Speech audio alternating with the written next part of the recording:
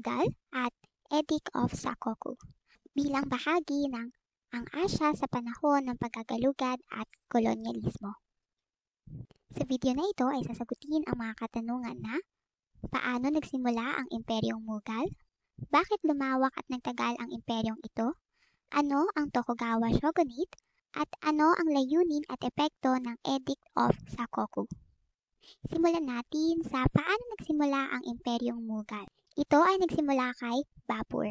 Si Babur ay kinilalang tagapagtatag ng Imperyong Muslim na tinawag na Imperyong Mughal sa India at ito ay namayani mula 1526 hanggang 1857. Siya ay isang prinsipe mula sa gitnang Asya at nagmula sa angkan ni Genghis Khan na Mongol at Timur or Tamerlane na isang Turko. Nagsimulang makontrol ang hilagang bahagi ng India nang nakipagdigma ang pangkat ni Babur sa sultanato sa India na tinawag na labanan sa Panipat. Gumamit ang hukbo ni Babur ng mga makabagong estratehiya gaya ng mga armas, mga kanyon, pandigmang elepante na bago sa India kung kaya't ito ang naging sanhi ng kanilang pagkatalo. Nabuo ang pundasyon ng Imperyong Mughal sa hilagang bahagi ng India hanggang sa ipinasa ito sa kanyang anak na si Humayun. Nang humalili si Humayun sa kanyang ama na si Babur, ay hindi naging matatag ang kanyang pamumuno dahil sa kakulangan ng estratehikong militar at mahinang pamumuno kung kaya't nahirapan siyang ipagtanggol ang mga teritoryo ng imperyo mula sa mga Afghan, Muslim at Rajput ng India. Nang siya ay bumalik muli sa India, nabawi niya ang Delhi at Agra at muling naitatag ang Imperyong Mughal noong 1555. Ngunit sa taong 1556 ay siya'y nasawi at ang kanyang anak na si Akbar ang naging pinuno. Si Akbar o Akbar the Great, ang kanyang mahusay na pamumuno at matalinong kakayahan ay napalawak ang teritoryo ng imperyo. Halos 50 na taon siyang naging pinuno ng imperyo at sa ilalim ng kanyang pamumuno ay nakamit ng imperyo ang ginintuang panahon nito. Paano nga ba napalawak ang imperyo at bakit ito tinawag na ginintuang panahon ng Imperyong Mughal? Una ay gumamit si Akbar ng mahusay na estratehiya sa militar at bagong teknolohiya gaya ng mga kanyon at baril upang mapalawak ang teritoryo. Ikalawa ay nakipagkasundo siya sa mga Rajput, mga Hindu na mandirigma sa pamamagitan ng matrimonial alliances na kung saan pinakasalan niya ang ilang prinsesa ng Rajput upang pagtibayin ang ugnayan. Dahil dito maraming Rajput ang naglingkod bilang opisyal at general sa kanyang imperyo. Isa pa sa mga naging paraan ni Akbar ay ang makataong mga patakaran. Tinanggal niya ang mga buwis para sa mga gawaing hindi pang Muslim at sa agrikultura naman ang buwis ay batay sa ani at hindi pagbibigay ng espesipikong halaga.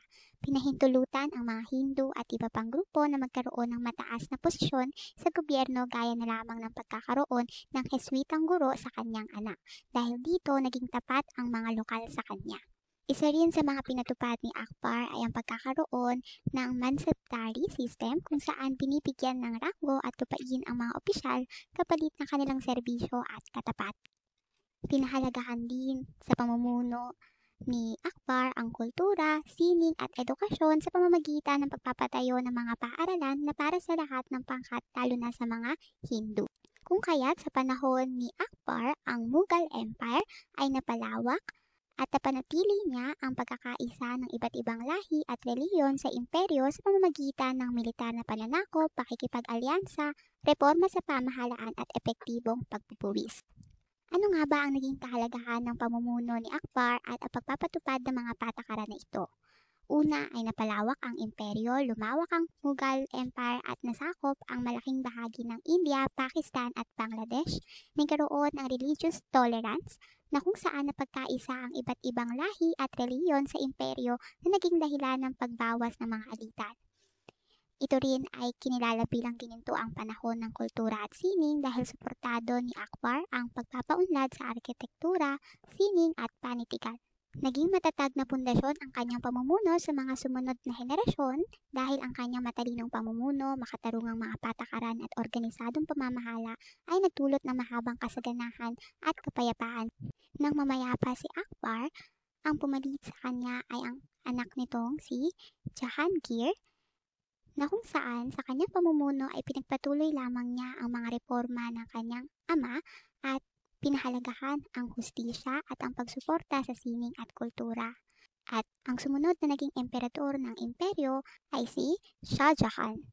Nang manahin ang posisyon sa kanyang ama na si Jahangir, pinalawak at pinatatag niya ang imperyong Mughal at pinagyaman ang kabuhayan, kultura at sining sa India. Ang kanyang pamumuno ay itinuri na gininto ang panahon ng Mughal architecture. Dahil sa pagpapatayo ng iba't ibang mga infrastruktura, gaya na lamang ng Jama Masjid, isa sa pinakamalaking moske sa India na hanggang sa kasalukuyan ay dinarayo ng mga mananampalataya at turista. Isa pa sa mga patunay nito ay ang Red Fort. Ang Red Fort ay makikita sa Delhi, India. Ito ay isang makasaysayang kuta at palasyo na ipinatayo ni Shah Jahan bilang sentro ng kapangyarihan ng Imperyong Mughal. At ang pinakatanyag na Taj Mahal na isang marmol na mausoleo na matatagpuan sa Agra, India. Pinatayo ito ni Emperador Shah Jahan bilang libingan para sa kanyang pinakamamahal na asawa na si Mumtaz Mahal. At ang huling naging pinuno ng Imperyong Mughal matapos ni Shah Jahan ay si Aurangzeb. Isa sa mga pinakadakilang mananakop ng Mughal na kung saan ay napalawak niya ang imperyo hanggang sa halos buong India ang nasakop nito. Nilabanan at tinalo ang mga Rajput, Deccan Sultanates at iba pang mga kaharian sa India. Na kung saan nung panahon ni Babur, ito ang sakop lamang ng imperyo. Noong panahon ni Akbar, ito ang sakop ng imperyo. Ngunit nang mamuno si Aurangzeb, ito ang naging sakop ng Imperyong Mughal. Tunay na napalawak niya ang imperyo. Subalit, malaki ang nasakop niya, hirap siyang kontrolin ang napakalawak na teritoryo lalo na sa pagsiklab ng iba't ibang rebelyon sa loob ng imperyo. Bakit nagkaroon ng rebelyon mula sa mga tapat na mamamayan? Dahil nung panahon ni Aurangzeb ay mahigpit na sinunod niya ang batas at paniniwalang Muslim sa buong imperyo sa kabila na meron itong mga lokal na hindi naniniwala sa paniniwalang Islam. Ang pagpapakita niya ng religious intolerance na kung saan nililimitahan ang kaugalian ng ibang paniniwala at ipinipilit ang paniniwalang Islam sa mga non-believer. Tinanggal ang mga patakarang pang-ekonomiya na nakatutulong sa iba't ibang lahi sa India, gaya na lamang ng pagpapataw ng buwis sa mga Hindi Muslim. At ang panghuli ay naging magastos ang pakikipagdigmaan at dinadaan sa dahas ang mga pangkat na nag-aaklas. Kung kaya't dahil sa mga suliraning panloob ng imperyo, ito ang naging hudyat ng pagbagsak ng Imperyong Mughal. Ngayon ay dumako naman tayo sa silangang bahagi ng Asya at ito ay ang Japan. Ano ang kaugnayan ng Tokugawa Shogunate sa Edict of Sakoku? Ang Japan noong 1603 hanggang 1868 ay napasailalim ng Tokugawa Shogunate. Ito ay ang pamahalaang militar ng Japan na itinatag ni Tokugawa Ieyasu noong 1603. Tumagal ito ng mahigit 215 na taon at nagdala ng kapayapaan at katatagan matapos ang daan-daang taon ng digmaan. Si Tokugawa Ieyasu noong 1603, siya ay formal na kinilalang shogun. Ang shogun ay ang pinakamataas na pinunong militar ng Japan na may tunay na kapangyarihan sa gobyerno at ugnayan sa dayuhan. Sa ilalim ng kanyang pamamahala ay inilipat niya ang sentro ng pamahalaan sa Edo o ngayon ay Tokyo at nagtatag ng mahigpit na sistemang feudal. Ang sistemang feudalismo, ito ay ang sistema na kung saan hinati-hati ang mga lupain sa mga aristokratang may-ari ng lupain o tinatawag na daimyo na paglilingkuran ng mga magbubukid o mga peasant sa ilalim ng proteksyon ng militar o mga samurai. Ito ay nakaayon sa batas ng katapatan sa iyong pinaglilingkuran. Ang pinakamataas sa sistemang feudal ay ang emperor, na tinuturing na pinuno ng Japan ngunit walang tunay na kapangyarihang pampolitikal. Ang sumunod ay ang shogun na siya ang nagkokontrol sa buong pamahalaan, militar at ekonomiya. Sinundan ng mga daimyo, sila ang may-ari ng lupain, may sariling hukbo ng mga samurai at dapat tapat sa shogun. Ang mga samurai naman, ito ay ang mga mandirigmang tapat na nagsisilbi sa mga daimyo at shogun. At ang mga peasants ay ang pinakamalaking bilang sa lipunan at nagbibigay ng buwis upang suportahan ang daimyo at ang mga samurai. Isa pa sa mga patakaran sa ilalim ng Tokugawa Shogunate ay ang Sankin Kotai o ang Alternate Attendance Policy. Ito ay isang sistema na kung saan ang mga daimyo ay kailangang magsalita ng paninirahan sa Edo at sa kanilang probinsya upang makontrol ang mga daimyo at maiwasan ang pagbuo ng pag-aalsa laban sa pamahalaan. At isa pa sa mga patakaran ay ang Edict of Sakoku. Ang Sakoku ay ibig sabihin saradong bansa o locked country policy. Ito ay isang batas na nagsara sa Japan mula sa mundo noong 1635 bilang proteksyon laban sa kolonyalismo at Kristyanismo o impluensya ng ibang bansa at naging dahilan ng tinatawag na Edo period isolation.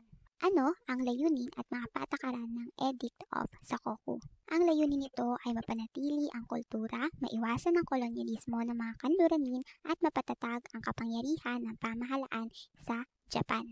Paano ito isinagawa sa ilalim ng Edict of Sakoku?